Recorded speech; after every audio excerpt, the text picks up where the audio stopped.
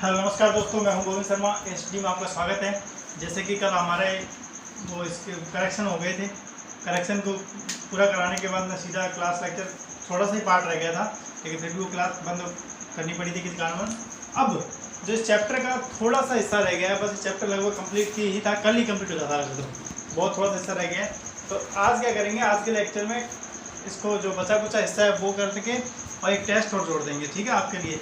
तो आपको टेस्ट और देना है इसी में। तो टेस्ट कब देना है, जब आपका ये टॉपिक यहाँ तक कंप्लीट हो जाए, थोड़ा सा हिस्सा कंप्लीट हो जाए, उसके बाद एक बार आपको रिवीजन लगा लेना है। जितना पढ़ा है आपने उतना पूरा रिवीजन लगा के फिर वहाँ से टेस्ट देना है। आपके पास क्वेश्चन आएंगे, एमसीक्यू आएंगे, वो एमसीक्यू आपका 30 से 35 सेकंड आपके सामने रुकेगा, फिर आगे चलेगा। हालांकि वहाँ की जाके दिक्कत आएगी, आप यूज़ करके रोक लोगे, लेकिन जहाँ तक है आपने पढ़ा है तो 30 से 35 मिनट सेकंड का ही टाइम दीजिएगा, फिर आगे चलते जाइएगा। टेस्ट दीजिएगा और अपने आप को एनालाइज कीजिएगा कि कितने हमारे नंबर आ रहे हैं, ठीक है। उसके बाद फिर दोबारा तैयारी कीजिएगा। देखिए क्वेश्चन घूम फिर के यहीं से आएगा, बस हर बार क्वेश्चन की लैंग्वेज चेंज होगी। अब उन लैंग्वेजों को पहचानना है कैसे क्वेश्चन आता है, ठीक है। अपन ने पहले क्वेश्चन के चैप्टर तो एमसीक्यू साथ साथ किए थे, स्केल के और चैन सर्वे के कम किए हुए हैं, लेकिन जहाँ जहाँ न्यूमेरिकल की बात आई थी वहाँ मैंने आपको साथ में कराता गया था कि भाई यहाँ न्यूमेरिकल ऐसे आ सकता है, वहाँ न्यूमेरिकल ऐसे हो सकता है। अब कल अपने करेक्शन हो गए थे, चैनिंग में एरर हो गए थे, ठीक है, एरर पे क्वेश्चन हो गए थे। और एक क्वेश्चन मैंने आपको न्यूमेरिकल दिया भी था शायद मेरे हिसाब से, तो उसका ऑब्जेक्ट में 19.92 आंसर आया होगा। जब मैंने आपको L इंटू एल वाला मैंने जो क्वेश्चन दिया था, तो उसका आंसर शायद आपके इतना ही आया होगा, मिला लीजिएगा, ठीक है। तो उसको दोबारा, अगर इसके नहीं आया है तो वो एक बार दोबारा चेक कीजिएगा कहाँ गलती की है, और फिर दोबारा चेक कीजिएगा, ठीक है। फिर चेक करना, फिर दोबारा करना। 19.92 कल के लेक्चर में जो एमसीक्यू आपके लिए दिया था मैंने, उसके जो। अब देखिए कल करेक्शन भी हो गए थे, कुछ करेक्शन थे जिनके न्यूमेरिकल, और लास्ट में जो 2 करेक्शन कराए थे उन पर अभी तक न्यूमेरिकल करेक्शन कम आ रहे हैं, बहुत आया भी नहीं है जेई लेवल पे। उन पर सिर्फ डायरेक्ट फार्मूला उठ के आता है और आपको वहाँ फार्मूला पहचानना होता है। कौन कौन सा, एक तो सेक करेक्शन वाला था, और एक आपके जो पुल के कारण करेक्शन था, P माइनस P0 अपॉन में A इंटू लेंथ में। तो वो फार्मूला आपको सीधा ही याद करना पड़ेगा। क्रॉस सेक्शन एरिया दे रखा था, चैन का लेंथ दे रखी है, सारा कुछ दे रखा है। उसके बाद अगर आंसर न्यूमेरिकल आ भी जाता है, अगर न्यूमेरिकल आ भी जाता है तो आपको कोई दिक्कत नहीं है, सारे डाटा हैं, फार्मूला याद है, तो वैल्यू पुट कीजिए और आंसर निकालिए, ठीक है। और एक बात ध्यान रखना कि ये चीज़ विशेषकर ध्यान रखना कि जहाँ एरर पॉजिटिव होगी वहाँ करेक्शन हमेशा नेगेटिव अप्लाई होगा। जहाँ पर एरर पॉजिटिव होगी करेक्शन नेगेटिव अप्लाई होगा। और एरर पॉजिटिव कब होगी, जब स्टैंडर्ड चैन से चैन जो एक्चुअल चैन होगी वो छोटी होगी। स्टैंडर्ड चैन से जब एक्चुअल चैन छोटी होगी तो वहाँ पर एरर पॉजिटिव आनी है, तो करेक्शन नेगेटिव आनी है, ठीक है। ये कल मैं बता दी थी, ठीक है, इस चीज़ का वजह। अब देखिए कुछ ये डायरेक्ट थ्योरेटिकल लाइनें हैं, इनसे सीधे क्वेश्चन उठ के आए हुए हैं सीधे, कि इसमें क्या है, ये समझ लीजिए इसको, कि विभिन्न परिस्थितियों में त्रुटियों की सीमा, कभी अपन जो एरर करते हैं उसकी लिमिटेड कितनी दी हुई है, लिमिटेशन कितनी दी हुई है। अगर आप इनवार फीते से माप रहे हो, इनवार टैप से नाप रहे हो, तो उसकी लिमिट दी गई है 1 × 10,000। ये क्या है, RF रिप्रेजेंटिव फ्रैक्शन, जो आपका स्केल दिया हुआ है, ठीक है। वहीं स्टील के फीते से तो 1 × 2000। एक चेक की हुई टेस्ट है, मतलब चैन है उसका टेस्ट किया हुआ है, परीक्षण की हुई चैन है, उससे 1 × 1000। सामान्य परिस्थितियों में साधारण चैन से अपन अगर वो कर रहे हैं, सर्वे कर रहे हैं, तो 1 × 500। ढालू पहाड़ी क्षेत्र में मापन क्यों, 1 × 250। ये कम से कम एसएससी में हर 2 से 3 बार घूम के, कई बार कई स्टेट के जे एग्जाम में ये क्वेश्चन आया हुआ है। तो मेरे हिसाब से ये वाला और ये 2-3 तो आपको याद ही होने चाहिए। ये 3, ये तो देखो रेड पेन से जो मार्क किया है ये तो आ ही रहा है, ये तो हर दूसरे तीसरे साल एग्जाम में किसी न किसी एग्जाम में आया हुआ ही है कि ढालू पहाड़ी क्षेत्र में मापन के लिए त्रुटि की सीमा क्या है, 1 × 250, ठीक है। और ये क्या है, तो इसको आप उतार लेना। अब ये क्या है कि मैंने आपको 2 चीज़ पढ़ाई थी। एक पढ़ाई थी आपको चैनिंग, एक पढ़ाई थी रेंजिंग, ठीक है। रेंजिंग क्या थी कि 2 पॉइंटों के बीच में रेंजिंग की सहायता से हमें कोई पॉइंट स्थापित करना हो। और चैनिंग क्या थी, सर चैन से नापते जाना, कोई लंबाई दूरी करनी है, लंबाई नाप के आनी है, ठीक है। रेंजिंग से तो क्या था, लाइन रेंजर से या थर्ड लाइट से किसी से हमें बीच में एक इंटरमीडिएट पॉइंट स्थापित करना था किसी भी रेंजिंग सहायता से। और चैनिंग में क्या था कि सर चैन करके आनी थी, दूरी नाप के आनी थी, मेजरमेंट करके आना था। अब ये क्वेश्चन क्या पूछता है आपसे कि भाई ऐसी कौन सी जगह होगी, पहली चीज़ बात कर रहा हूँ, पहले वाली बात, जैसे तीनों को समझेंगे, समझते जाएंगे। पहला पॉइंट उठाता हूँ मैं, तो ये कह रहा है कि ऑब्स्टिकल मतलब बाधा, इसको हिंदी बोलते हैं बाधा, टू चैनिंग, कि चैनिंग करते समय आपको प्रॉब्लम आएगी, चैनिंग करते समय आपको प्रॉब्लम आएगी, बट नॉट रेंजिंग, पर रेंजिंग करते समय प्रॉब्लम नहीं आएगी। तो ऐसी कौन सी जगह हो सकती है, ऑप्शन मिलेंगे आपको, ऐसी कौन सी जगह हो सकती है जहाँ पर आप चैनिंग नहीं कर सकोगे, रेंजिंग कर लोगे। तो आप कहोगे सर कोई रिवर हो सकती है, कोई नदी है, अब यहाँ इसमें चैन लेके तो नहीं घुस सकते आप चैनिंग करने के लिए, क्या दिक्कत है, लेकिन आप इस पॉइंट से इस पॉइंट पे अपनी रोड लगा के इस पॉइंट लगा, आप यहाँ से रेंजिंग कर सकते हो सीधे, रेंजिंग में आपको कोई दिक्कत नहीं आएगी, सीधे आप रेंजर से किसी से रेंजिंग कर सकते हो, यहाँ आपको उतरना नहीं पड़ेगा नदी में। तो आपसे क्वेश्चन आएगा कि obstacle to chaining but not ranging, भाई आपको चैनिंग में कोई बाधा नहीं है, लेकिन रेंजिंग में, चैनिंग में तो बाधा आएगी लेकिन रेंजिंग में कोई बाधा नहीं है। ऐसी कौन सी जगह है, तो आप जरूर बता दोगे रिवर, क्या बता दोगे, रिवर। अब नेक्स्ट क्या आएगा, दूसरा कि obstacle to ranging but not chaining. अब आपको रेंजिंग में दिक्कत आएगी, अब आपको रेंजिंग में दिक्कत आएगी, लेकिन चैनिंग करते समय कोई दिक्कत नहीं आएगी। तो आपने कहा था रेंजिंग में दिक्कत क्या आएगी, मैं रेंजिंग करूँगा, देखूंगा, अगर बीच में पेड़ वगैरह आ गए, कुछ भी आ गया, तो मैं अपने पॉइंट को नहीं देख पाऊंगा, लेकिन मैं चैन को मेरे खचेड़ते हुए जा सकता हूँ। कहाँ, जंगल में, फॉरेस्ट में। फॉरेस्ट में मुझे चैनिंग करने में कोई दिक्कत नहीं है सर, मैं नापता हुआ जाऊँगा, चैन खींचता हुआ चला जाऊँगा, बस मेरी मेजरमेंट से। लेकिन रेंजिंग नहीं होगी, क्योंकि पेड़ आ गए, कभी झाड़ियाँ आ गई, तो मुझे उससे मेरी दूरबीन से किसी से दिखेगा नहीं। तो कहाँ पर ऐसा केस कहाँ पर आएगा, फॉरेस्ट में, जंगल में।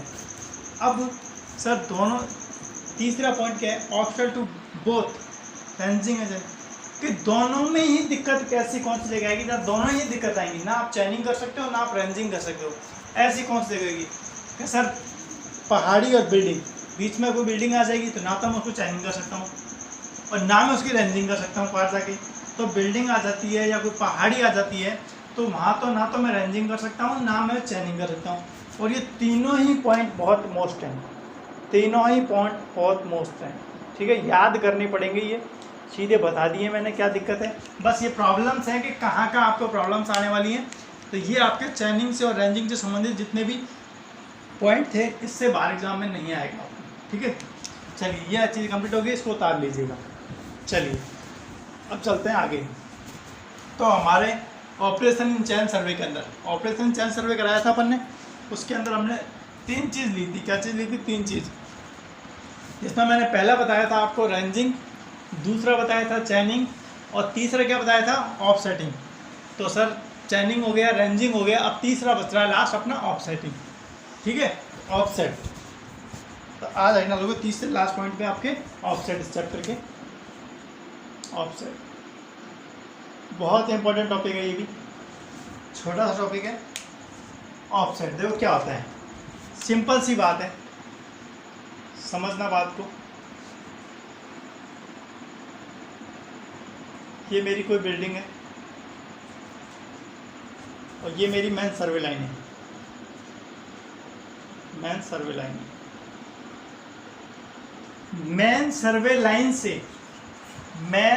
लाइन से ली गई लेटरल डिस्टेंस, मेन सर्वे लाइन से ली गई लेटरल डिस्टेंस ऑफसेट कहलाती है। क्या कहलाती है, ऑफसेट कहलाती है। क्या कहलाती है, मेन सर्वे लाइन से ली गई लेटरल डिस्टेंस, सीधी डिस्टेंस, ये क्या कहलाती है, ऑफसेट कहलाती है। अगर ये डिस्टेंस सीधी एकदम मतलब 90 डिग्री पर है, तो इसको बोलते हैं परपेंडिकुलर ऑफसेट, डिकुलर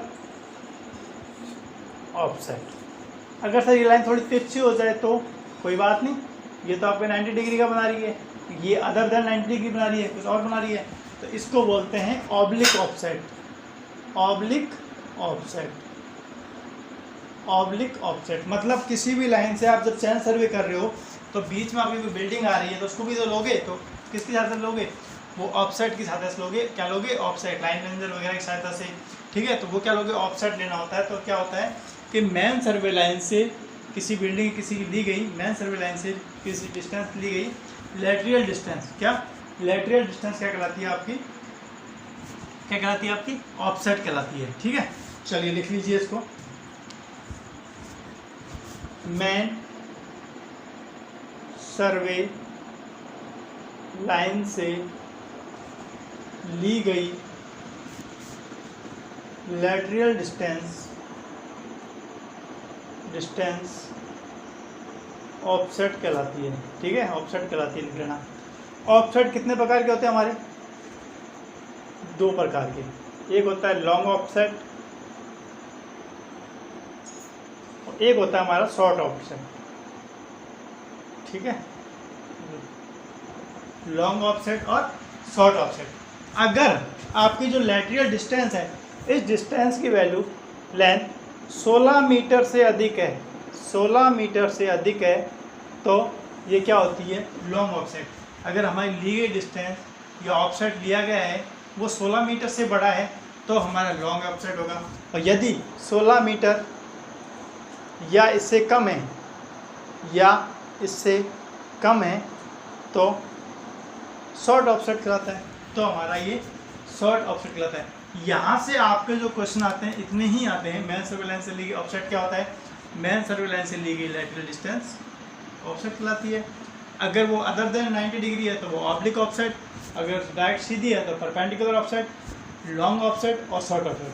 लेकिन पिछली बार एसएससी में थोड़ा सा डीपली आ गया था, उसमें आपसे ये इसमें कि एरर की डेंथ पूछ रही थी कि मिनिमम लैटरल डिस्टेंस कितनी थी भाई इसकी ऑफसेट की, मतलब एरर हो जाए जब, उस चीज़ को अपन समझते हैं लिमिटिंग लेंथ ऑफसेट कितनी होनी चाहिए। Limiting length on offset. हालांकि देखो यहाँ तक ही आता है आपको, जहाँ तक अभी तक इतना चांस नहीं है, लेकिन पिछली बार एक एसएससी में न्यूमेरिकल क्वेश्चन आया था तो उस पर अपन एक बार चर्चा कर लेते हैं। ठीक है, जिससे आपको इसको उतारते रहना, नेक्स्ट रहना। इसी के अंदर लिमिटिंग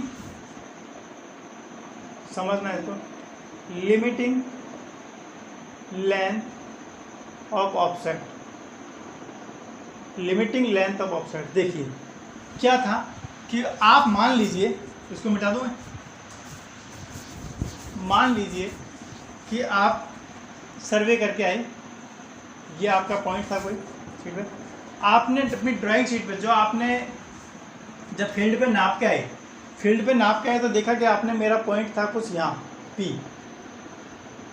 आप जब फील्ड पे नाप के आए तो आपने यहाँ अपना P नाप के, लेकिन जैसे ही आपने, ये मेरा मेन सर्वे लाइन, यहाँ से आपने ऑफसेट देख के आए, जिसको भी बिंदु देख के आए वहाँ आपने बता दिया, लेकिन जैसे ही आपने फील्ड बुक में लिखा, फील्ड बुक में आपने क्या करा, गलती से यहाँ लिख दिया, वो P डैश, उस पॉइंट को यहाँ लिख दिया। क्या कर दिया आपने? यहाँ कर दिया, तो वो गलती हो गई आपसे। तो वो कितनी गलती हो गई, इतनी गलती। इस चीज़ को मैंने एक ट्रायंगल बांट लूँ, कोई दिक्कत। ये मेरी लेंथ थी भाई। ऑफसेट लेना क्या होता है? एक लेंथ ही तो होता है। तो आपने क्या ले ली? लेंथ ले ली। अब आपको लिखना यहाँ था ड्राइंग शीट में इस जगह, लेकिन आपने लिख कहाँ दिया? वहाँ पे पॉइंट लिख दिया। गलती होगी। कितनी देर होगी? आपने कुछ थीटा इधर से, कुछ थीटा दूरी से आपने वहाँ लिख दिया। ठीक है, तो जो थीटा इधर है वही थीटा समथिंग इधर होगा, इस साइड होगा। तो सर यहाँ पर थीटा, ये लेंथ मेरी अगर थीटा के इस तरफ आएगी तो इसको तो बोलते हैं कोस थीटा, और थीटा दूर से इसको बोलते हैं एल साइन थीटा। चलिए समझते जाइए बात को। P क्या है मेरी? एक्चुअल पॉइंट ऑन ग्राउंड कि भाई मेरा ग्राउंड यहाँ था। और P डैश क्या है आपका? आपने जो लिखा है किसमें? शीट में। आपने जो आपने अपनी ड्राइंग में लिखा है, ड्राइंग बुक में लिखा गया पॉइंट, ड्राइंग बुक में लिखा पॉइंट जो आपने लगाया है। ठीक है, और लेंथ आपकी ऑफसेट है ही, लेंथ सेट। ठीक है, और एक एस नाम की चीज़ आएगी, स्केल। आप क्या स्केल लेके चलोगे? ठीक है, एस। अब सर एस क्या होगा? आप देखो कोई भी चीज़ आपने इतनी नाप के लाए थे, मान लीजिए आप इस एल को 100 मीटर नाप के लाए थे या 500 मीटर नाप के लाए थे, तो क्या सीट पे आप 500 मीटर नापोगे? नहीं सर, मैं एक स्केल लूँगा, 1 सेमी बराबर 100 मीटर या 500 मीटर, तो लिखोगे तो आप स्केल ले गई, तो वहाँ पर एस का ही रोल रहेगा। क्या रहेगा? एस का ही आपके रोल रहेगा। तो आपकी अब एरर कितनी होगी? तो आपकी एरर होगी, एरर कितनी होगी भाई? एरर कितनी होगी? एल साइन थीटा अपॉन में एस। एरर क्या होगी, एल साइन थीटा अपॉन में एस, कि आपकी जो एरर हुई है थीटा में कितनी हुई error, L sine theta upon में एस। ये आपसे नहीं पूछेगा, आपसे क्या पूछ रहा है, लिमिटिंग लेंथ। क्या पूछ रहा है, लिमिटिंग लेंथ एल पूछता है। वो क्या पूछता है, लिमिटिंग लेंथ एल पूछता है। तो सर एक और एरर मालूम होनी चाहिए, एरर। तो यहाँ से एक चीज़ जो बता रहा हूँ मैं इसको, ये ध्यान रखना, ये क्वेश्चन और है कि आप ड्राइंग शीट पर मैक्सिमम एरर कितनी लिख सकते हो, ड्राइंग शीट पर मैक्सिमम एरर कितनी लिख सकते हो, लिमिट कितनी है ड्राइंग शीट पर, या अपनी फील्ड बुक पे ड्राइंग शीट पर मैक्सिमम एरर लिमिट कितनी होती है, 0.25 mm, 0.25 mm आप इसको लिख सकते हो, ठीक है। अब तो सर मैक्सिमम है ये लिमिट, बिल्कुल मैक्सिमम। तो एरर की जगह मैं इसको यहाँ पर पुट कर दूँ, बिल्कुल पुट कर दो। ये किस में, mm में, लेकिन सर हम स्केल किस में लेते हैं, 1 सेमी बराबर, सर स्केल लेके चलते हैं हम, 1 सेमी बराबर s मीटर दूरी, 1 सेमी बराबर s मीटर दूरी, s मीटर दूरी, तो मीटर को सेमी में लेते हैं। तो सर इसको mm की जगह सेमी में लेके चलो, ज़्यादा बेस्ट रहेगा। बिल्कुल ठीक कहा आपने। तो मैंने क्या करा, इस जगह इस वैल्यू पुट कर दी, तो 0.025, कोई दिक्कत, mm से सेंटीमीटर पुट कर दी, बराबर में l साइन थीटा अपॉन में s। ये 5 नहीं है, s है, ठीक है भैया। मुझे क्या चाहिए, l चाहिए, तो बाकी सारे वैल्यू उधर भेज दूँ। l बराबर 0.025 s, 0.025 s। इसको मैं हरे से लिख रहा हूँ ताकि आपको याद रहेगा, ठीक है, 0.025 s। अब नीचे क्या बच गया आपके, l जो साइन थीटा अपॉन में साइन थीटा। ये सीधा फॉर्मूला भी पूछा जाता है आपसे, सीधा फॉर्मूला भी आपको ये याद करना है मोस्ट। अगर आपको ये चीज़ें याद रह जाती हैं तो कोई ठीक है, और नहीं रहती हैं तो कोई दिक्कत नहीं है। अपने को तो सीधा MCQ देना है, limiting length of offset L बराबर 0.025 s अपॉन साइन थीटा। और आंसर किस में आएगा इसका, मीटर में। कैसे सर, जो आपने अब आपको 0.0 आपने सेंटीमीटर में लिया है, आंसर मीटर में कैसे, क्योंकि आप 1 सेमी बराबर जो स्केल लेते हो s मीटर लेते हो। जो आप यहाँ पे s लिख रहे हो वो तो मीटर में स्केल है ना, वो तो ये स्केल के थ्रू है। तो इसलिए 0, अगर यहाँ पर 0.25 mm लिया होता तो यहाँ आप स्केल किस में लेते हैं, सेंटीमीटर में, और आपका आंसर होता है, ठीक है। तो आपको ये सीधा फॉर्मूला आपको मिल जाएगा। इस पर न्यूमेरिकल भी है सीधा 0.025 s, तो एस अपॉन साइन थीटा, ठीक है। ये आपको सीधा ऑफसेट का फॉर्मूला याद करना है बस। बाकी आपका ये चैप्टर हो गया है पूरा कंप्लीट। अब इसमें ऐसा कुछ भी नहीं रहा है कि जो आपको नहीं आता है, ठीक है, जो आपको नहीं आता है। अब फिर भी कुछ 1-2 चीज़ें हैं जो मैं इम्पोर्टेंट चीज़ दिखा के लिख रहा हूँ। एक ध्यान रखना आपसे, आपको स्वाभाविक सी बात है, आपने अभी पढ़ा था उनसे, ये चीज़ क्लियर है। अब 1-2 बार जो क्वेश्चन आए हुए हैं जो आ भी रहे हैं, बार बार रिपीट होते हैं, उन पर मैं चर्चा कर लेता हूँ थोड़ी सी आपके साथ, ठीक है। हमने जब प्लान सर्वे किया था, प्लान सर्वे में चेंस को फ्लैट माना था, सर्वे को, तो हमने फ्लैट माना था, तो हमने ट्राइंगल का रूल लेके चलते तो हमारा ट्राइंगल ये बनता है। ये किस में, प्लान सर्वे के अंदर, प्लान सर्वे के अंदर, ठीक है। और जियोमेट्रिक सर्वे में क्या होता है, तो सर इसमें हम क्या मानते हैं, कर्वेचर को लेते हैं। किसको लेते हैं, कर्वेचर को लेते हैं। मतलब हम प्लेन नहीं मानते सरफेस को, हम फ्लैट मानते हैं। कर्वेचर को हम जोड़ते हैं, कर्वेचर को हम लेते हैं। तो इसका मतलब इस ट्राइंगल को बाहर बनाओगे तो कुछ ऐसा बनेगा, ऐसा बनेगा, और कुछ ऐसा बनेगा। इसको आप लिख लेना लास्ट में स्टार लगा के, जब शॉर्ट नोट्स में पीछे पीछे लिख लेना चैप्टर, ठीक है। इसको क्या बोलते हैं, इसको तो अपन सिंपल ट्राइंगल बोलते हैं, इसको बोलते हैं स्फेरॉइड ट्राइंगल, स्फेरॉइड ट्राइंगल। किस में होता है, जियोमेट्रिक सर्वे में लिया जाता है। किस में, जियोमेट्रिक सर्वे में लिया जाता है। सर्वे में इसके जो तीनों एंगल का मान है वो 180 डिग्री से ज़्यादा होना चाहिए, 180 डिग्री से ज़्यादा होना चाहिए तथा 540 डिग्री से कम होना चाहिए, 540 डिग्री से कम होना चाहिए।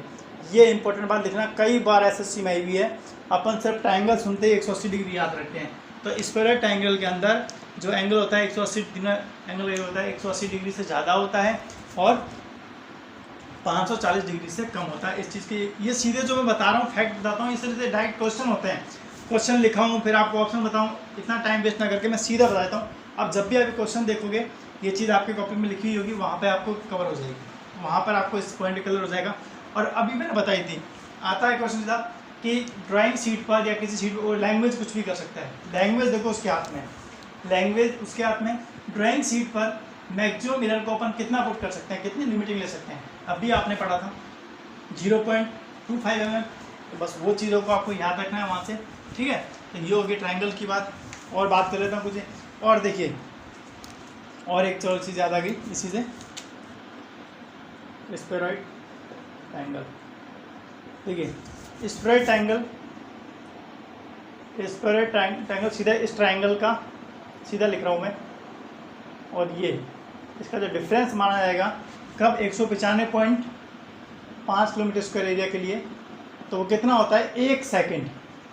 1 सेकंड का डिफरेंस फर्स्ट, ठीक है, 1 सेकंड डिफरेंस लिया जाता है। कितना लिया जाता है दोनों का 1 सेकंड। आपसे पूछा जाएगा कि ज्योटिक सर्वे और प्लान सर्वे के ट्रायंगल का योग है कितने एरिया के लिए 195.5 किलोमीटर स्क्वायर के लिए डिफरेंस कितना लिया जाता है, वो लिया जाता है 1 सेकंड और 1 सेकंड, ठीक है। ये चीज़ को और ध्यान रख लेना आप, ये सीधे क्वेश्चन उठे हुए हैं एग्जाम में। चलिए अब मैं एक दो और अच्छे से क्वेश्चन देख लेता हूँ, उसके बाद फिर आपका टेस्ट लगा देंगे, ठीक है। उसके बाद आपका टेस्ट लगा देंगे, फिर आपको उस टेस्ट को देखना। मैं एक दो क्वेश्चन और देख लेता हूँ अच्छी बुक में, अगर कुछ मिल जाते हैं तो।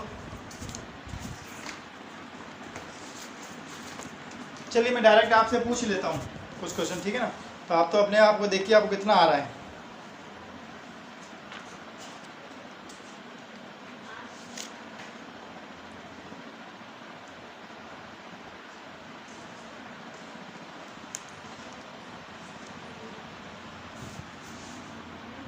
एसएससी 2017 में आया क्वेश्चन है, ठीक है। एसएससी 2017 का है, 2017 में कि जो आपका सैक करेक्शन है, सैक करेक्शन दिया जाता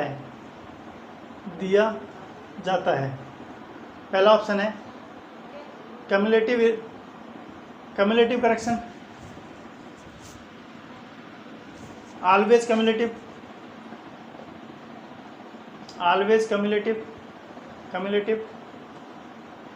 option B always compositing. C है आपका both are the, A and B. D option है आपका नन ऑफ दिस। बताइए, ये एसएससी का क्वेश्चन है कि जो सैक करेक्शन है वो दिया जाता है, वो कैसा दिया जाता है। तो आपने इरर पढ़ी थी, तो सैक से इरर जो आई थी वो कैसी आई थी सर, कम्युलेटिव आई थी। तो जब इरर कम्युलेटिव आई तो करेक्शन भी तो कम्युलेटिव। अब देखो दिमाग में कहाँ घूमेगा क्वेश्चन क्यों दिया ऐसा कि सर ने बताया था इरर पॉजिटिव होती है तो करेक्शन नेगेटिव होता है, इरर पॉजिटिव होती है तो करेक्शन नेगेटिव होता है। तो हो सकता है कि कम्युलेटिव दिया तो कॉम्पनसेटिंग करते हैं। तो आपका जो करेक्शन, तो जो इरर है और जो करेक्शन है वो तो हमेशा कम्युलेटिव ही होंगे। हाँ, सैक के कारण जो एरर होती है वो हमेशा पॉजिटिव होती है। तो इसका करेक्शन कैसा होता है इसका नेगेटिव। ये ध्यान रखना पड़ेगा। तो क्वेश्चन में ये भी क्वेश्चन आया हुआ है, ये भी क्वेश्चन आया ही है, और ये भी क्वेश्चन आया हुआ है कि सैक करेक्शन की जो करेक्शन है वो कैसा होता है, ऑलवेज पॉजिटिव, सब्जेक्टिव, या बोथ आर, या नॉन ऑफ दिस, ठीक है। ये क्वेश्चन भी आपके आया हुआ है। चलिए इसको उतार लो और देख लेता हूँ मैं आपके लिए, फिर अपन आपके लिए टेस्ट दे देंगे। लेंथ ऑफ इंजीनियर चेन्स कितनी होती है भाई, एसएससी के अंदर आया हुआ है, दिमाग में आनी चाहिए सर। 100 फीट होती है, चलो ठीक है।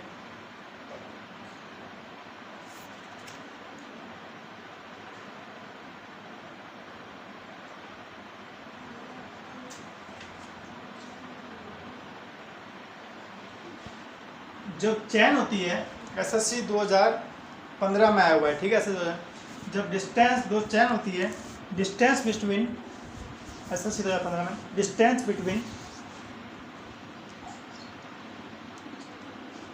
बिटवीन एसएससी 2015 डिस्टेंस बिटवीन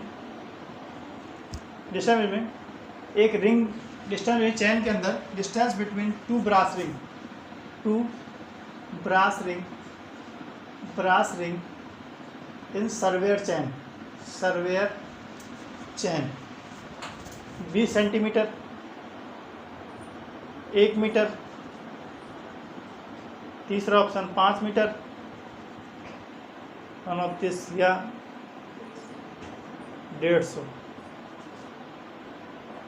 चलिए बताइए कि distance between two brass ring के सर्वे चैन के अंदर ब्रास रिंग के अंदर कितनी डिस्टेंस, दो ब्रास रिंग है उसके बीच में कितनी डिस्टेंस होती है। सर ब्रास रिंग तो 20 सेंटीमीटर सारी इंजीनियरिंग चैन के अंदर जो मैट्रिक चैन थी उसके अंदर 20 सेंटीमीटर लिंक की संख्या होती थी, एक लिंक की दूरी होती थी 1 मीटर आपने बताई थी। कोई ब्रास रिंग के अंदर ब्रास रिंग की दूरी जो होती है प्रत्येक चैन में 1 मीटर की दूरी पर लगी होती है एक ब्रास रिंग, कैसे गोल राउंड रिंग पर मीटर पर एक ब्रास रिंग लगी रहती है। क्या रहती है, पर मीटर पर हमेशा एक ब्रास रिंग लगी रहती है, याद रखना है आपको, ठीक है। ये चीज़ को आपको विशेषकर का ध्यान रखना है, ब्रास रिंग पर मीटर पर लगी रहती है। चैन सर्वे आपका एकदम कंप्लीट हो चुका है। अब मैं इसका टेस्ट लेने की तैयारी कर रहा हूँ आपको, ठीक है। अब देखो एक क्वेश्चन आया हुआ है SSC 2011 में, ए बिल्डिंग इज एन ऑब्स्टेकल, इमारत में बाधा होती है। देखो 2011 का क्वेश्चन है, ए बिल्डिंग इज एन ऑब्स्टेकल मतलब इमारत में बाधा। पहला ऑप्शन है बोथ चैनिंग एंड रेंजिंग, दूसरा ऑप्शन है चैनिंग बट नॉट रेंजिंग, तीसरा ऑप्शन है रेंजिंग बट नॉट चैनिंग, और चौथा neither चैनिंग and but not ranging. तो बिल्डिंग से आपको दिमाग में जरा कि सर बिल्डिंग अच्छा हिल पार्क और बिल्डिंग तो दोनों ही बात आती है, ना रेंजिंग होती है ना चैनिंग होती है, ठीक है। इतना पढ़ने के बाद अब आपको क्या करना है, एक बार जो आपने किया है उसका फटाफट से रिवीजन कर लो। वीडियो को फ्रीज करके यहाँ पर रोक के वीडियो को फटाफट से 10 मिनट में रिवीजन करके फिर इस टेस्ट को दे दीजिएगा। 10 से 15 क्वेश्चन आएंगे आपको देना है, फिर आपको एनालाइज करना है कितना आपको आ रहा है कितना नहीं आ रहा है। फिर उन क्वेश्चनों को अपनी नोटबुक में नोट कर लो, जो अच्छे क्वेश्चन आएंगे नोटबुक में नोट कर लेना, ठीक है।